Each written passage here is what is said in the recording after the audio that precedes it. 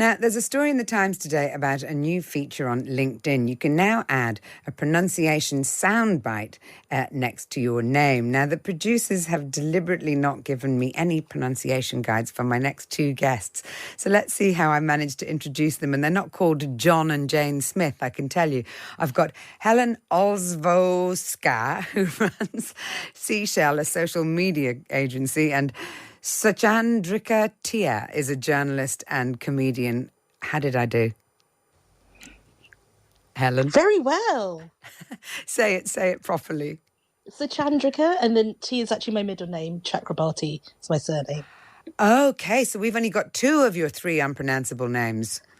T is that's all right. I reckon people can get that. Okay, and Helen, how did I do with you? Not too badly. It's Olszewska. Olszewska. Your pronunciation was similar to a lot of the pronunciations that I hear from people. And I would listen. I gave it my best shot, but I mean, it's just that the letters all seem to be in the wrong place, quite honestly. But I mean, I know it's the S and the Z that throw people. I'm called Mariella Frostrup, so don't think I don't understand. How much does it bother you when people get it wrong, Helen? It doesn't bother me at all, Mariella, but it really does bother other people. So I think what I often notice is the pause. Like in the sort of doctor's waiting room, you'll see someone kind of stand up to call out the next patient and they look at the name and pause, and you can almost sort of feel their heart sinking. And I usually just stand up and say, Helen Olszewska, and I'm usually right. And what about you, Suchandrika? I wish I could just say Tia. I feel a bit sorry for people when they're like, oh no, I think they worry they're going to insult me if they get my name wrong. And that's just not true at all, because I get this every day. So I just try and diffuse the situation, try and have a bit of a laugh with it, try and help them with it. So, yeah, it's never sort of upsetting or insulting. It's more just, let's get through this together. But what if it's someone, I mean, it's all very well if someone's tackling your name for the first time, she said, desperately looking for excuses for her own appalling performance. But what about if it's people that you encounter on a regular basis who still struggle? Because, I mean, I do know a few people who still struggle with my surname, for example. And how do you say your surname properly, please? Well, if you want to get all Scandinavian about it, you go Fröstrup. But who'd want to go around talking like that when they're speaking a different language? You know what I mean? Scandinavian sentences all end on a high, or tend to end on a high. So you just sound a little bit odd. There used to be a man I used to know he was half Italian and half English, and he was very posh English. And so he used to say, hello, how are you? Mariella. And it always used to sound kind of slightly insane, I thought, to sort of branch into full operatic Italian at a certain point.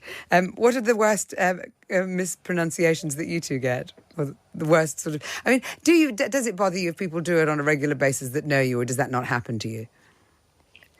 It does happen to me, and sorry. It does happen to me, and I just let it go, because I just think if they haven't managed it after a few times and they keep trying, I just say just call me Helen. And actually most people, because for me it's my surname, most people obviously end up calling me Helen, so it's not so much of an issue. But the worst pronunciation we've had in our household was a letter written to my husband as Patrick Aldershaughnessy. So they very much changed his sort of heritage there.